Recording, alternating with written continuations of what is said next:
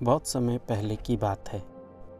एक गांव में एक व्यक्ति रहता था जो बहुत ही ईमानदार, कर्मठ और सहनशील व्यक्ति था। एक दिन उस व्यक्ति ने सोचा कि क्यों न मैं कहीं से पैसे उधार लेकर और एक कंपनी खोल लूं, जिससे मैं अपने परिवार के और अपने लोगों के काम आ सकूं। वो गांव के सरपंच के पास गया और वहाँ उसने उनसे बातचीत की और उनसे 20 लाख रुपया लेकर वह घर आया। जब उसने अंदाज़ा लगाया कि 20 लाख कम है, उसको कम से कम 70 लाख चाहिए, तो वो फिर बैंक में गया और बैंक में जाने के बाद उसने बैंक से 50 लाख का लोन लेकर वो घर आया और उसने कंपनी खोली और बहुत सारे गांव के लोगों को भी वहाँ पे काम पे लगाया और धीरे धीरे करके उसकी कंपनी अच्छे से चलने लग गई। जैसे उसने अपनी कंपनी में 6 महीने काम किया और 6 महीने काम करने के बाद उसने 15 लाख रुपए लेकर के, जो सरपंच से उसने 20 लाख लिया था, 15 लाख रुपए उसको वापस दे दिया। जो उस गांव का सरपंच था वो इस बात से बहुत ही खेदित हुआ और परेशान हुआ और सोचने लग गया कि इस प्रकार से तो ये हमारे पैसे बहुत जल्द दे देगा, फिर हम इस पे अपनी हुकूमत नहीं कर पाएंगे।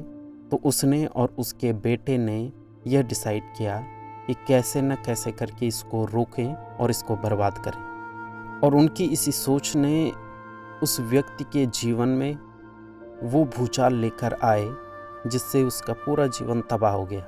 वो बाप बेटे दोनों गए और उस कारखाने में, उस कंपनी में उन्होंने आग लगा दी और वो देखते ही देखते पूरा कारखाना ध्वस्त हो गया। जैसे ही इसकी खबर उस व्यक्ति को मिली, वो रोता और चिल्लाता वहाँ पहुँचा और देखा कि उसका सब कुछ ख़त्म हो गया। तो वो चिल्लाने लग गया, रोने लग गया, इधर उधर भटकने लग गया, एक दूसरे से पूछने लग गया, ये मेरे जीवन में क्या हो गया, मैं बर्बाद हो गया, मैं तबाह हो गया। क्योंकि उस व्यक्ति ने इस कंपनी को बनाने के लिए बहुत मेहनत की थी, बहुत कर्जा लिया था और अच्छे से सब कुछ चल रहा था, लेकिन किसी की सोच उसके जीवन में एक सुनामी की तरह बन के आई और उसके पूरे जीवन को तबाह कर दिया। वो इस गम को सह न सका और कुछ ही दिन में उसकी मृत्यु हो गई। अब सारा भार उसके बेटे पे आ गया था। सो वो बेटा बहुत परेशान हो गया क्योंकि गांव वाले उसके पास आने लगे, उससे पैसे मांगने लगे, बैंक वाले आने लगे, उससे पैसे मांगने लगे, जो काम करने वाले थे वो पैसे मांगने लग गए क्योंकि वो बहुत ही कर्जे में था और साथ ही साथ उसके पास उसकी हालत भी ख़राब होने लगी और उसके पास कुछ न था। जब वो इस बात से बहुत परेशान हुआ और सोचने लग गया कि मैं क्या करूं और कहां से इतने सारे पैसे इतने कम समय में दूं, क्योंकि जो सरपंच के उसने 5 लाख रह गए थे वो देने थे, वो ब्याज सहित अभी बढ़ गया था और बैंक का पूरा 70 लाख हो चुका था। अब वो करे तो करे क्या। तो इसी सोच में था, इसी टेंशन में था, इसी प्रकार के माहौल में वो था और वो सोने की कोशिश करता लेकिन उसको नींद नहीं आती थी। एक दिन जब उसको नींद नहीं आ रही तो वो ऊपर छत में गया और आधी रात को वो आसमान की ओर नज़र दौड़ाई और सोचने लग गया कि मैं इतना कर्जा इतने कम समय में कैसे दूं।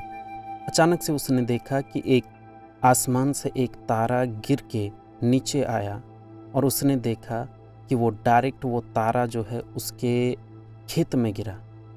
जैसे ही उसने देखा कि वो तारा उनके खेत में गिरा है, वो परेशान हो गया कि अब हमारा ये खेत भी जल करके ख़त्म हो जाएगा। सुबह तड़के वो उठा और अपने खेत की ओर दौड़ा और क्या देखा कि उसके खेत में केसर की खेती हो रखी।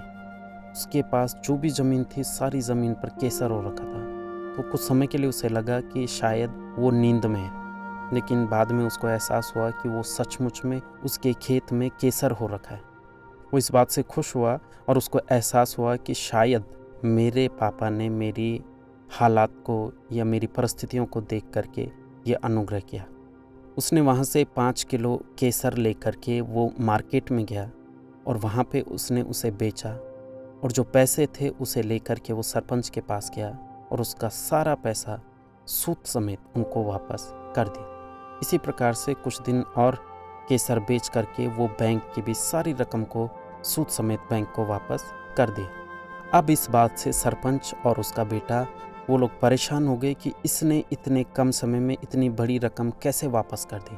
तो जैसे ही वो इस बात की खोजबीन में थे, तो उन्होंने पाया कि उसके खेत में केसर हो रखा है और वो केसर को बेच करके इस प्रकार से अपनी जीविका को चला रहा है। उन्होंने उसकी खेती को भी तबाह करने की ठानी, मगर वो इसमें इस बार कामयाब ना हो सके, क्योंकि अब तक वो बहुत फेमस व्यक्ति बन चुका था और उसने जो है कि रात दिन अपनी कंपनी में काम किया, धीरे धीरे लोगों को जोड़ा और अब वो उसकी जो कंपनी थी वो एक ब्रांड बन चुकी थी, एक बहुत बड़ी कंपनी बन चुकी थी और अभी उसके आसपास जाना भी बहुत मुश्किल था। इस प्रकार से वो अपने जीवन में आगे बढ़ता गया और अपने जीवन में खुशी खुशी अपने जीवन में आगे बढ़ता गया और अपने परिवार के साथ हंसी खुशी प्यार प्रेम से वो रहने लगे।